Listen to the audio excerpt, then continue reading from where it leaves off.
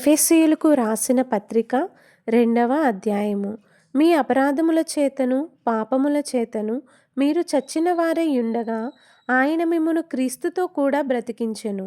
మీరు వాటిని చేయుచు వాయుమండల సంబంధమైన అధిపతిని అనగా అవిధేయులైన వారిని ఇప్పుడు ప్రేరేపించు శక్తికి అధిపతిని అనుసరించి ఈ ప్రపంచ ధర్మము చొప్పున మునుపు నడుచుకొంటిరి. వారితో కలిసి మనమందరమును శరీరము యొక్కయు మనస్సు యొక్కయు కోరికలను నెరవేర్చుకొనుచు మన శరీరాశలను అనుసరించి మునుపు ప్రవర్తించుచు కడమవారి వలనే స్వభావ సిద్ధముగా దైవోగ్రతకు పాత్రులమై ఉంటిమి. అయినను దేవుడు కరుణా సంపన్నుడై ఉండి మనము మన అపరాధముల చేత చచ్చిన వారమై ఉండినప్పుడు సహితము మన ఎడల చూపిన తన మహాప్రేమ చేత మనలను క్రీస్తుతో కూడా బ్రతికించెను. కృపచేత మీరు రక్షింపబడి ఉన్నారు. క్రీస్తు యేసునందు ఆయన మనకు చేసిన ఉపకారము ద్వారా అత్యధికమైన తన కృపా మహదైశ్వర్యమును రాబోవు యుగములలో కనుపరుచు నిమిత్తము క్రీస్తు యేసునందు మనలను ఆయనతో కూడా లేపి పరలోకమందు ఆయనతో కూడా కూర్చుండబెట్టెను. మీరు విశ్వాసము ద్వారా కృపచేతనే రక్షింపబడి ఉన్నారు. ఇది మీ వలన కలిగినది కాదు, దేవుని వరమే.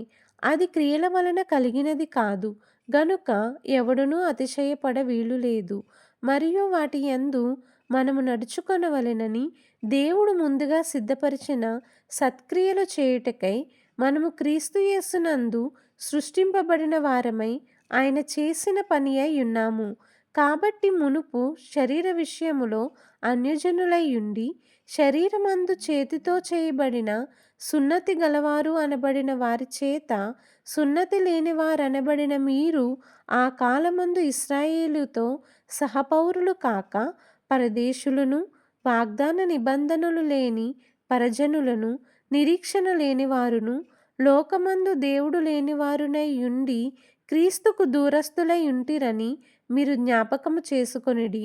అయినను మునుపు దూరస్తులైన మీరు ఇప్పుడు క్రీస్తు యేసునందు క్రీస్తు రక్తము వలన సమీపస్తులై ఉన్నారు.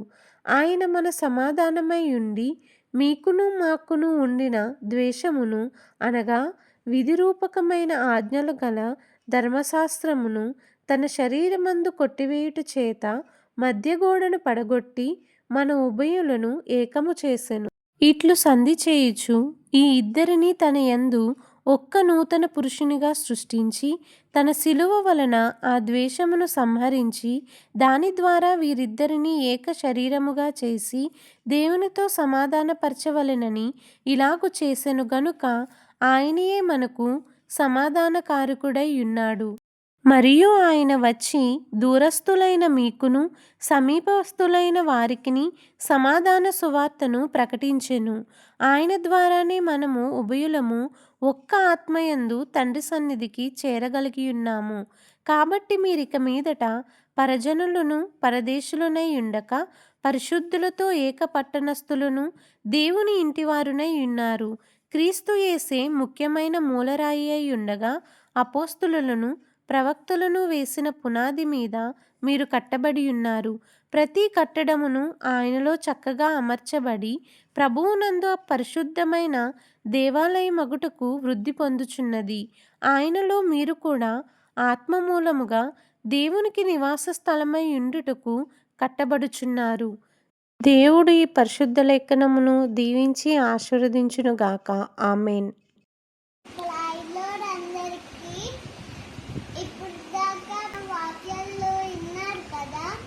వినండి, మరి కొంతమందికి వినిపించండి. యూట్యూబ్ ఛానల్ని లైక్ చేయండి, షేర్ చేయండి, అలాగే సబ్స్క్రైబ్ కూడా చేయండి. Jesus loves you all. Amen.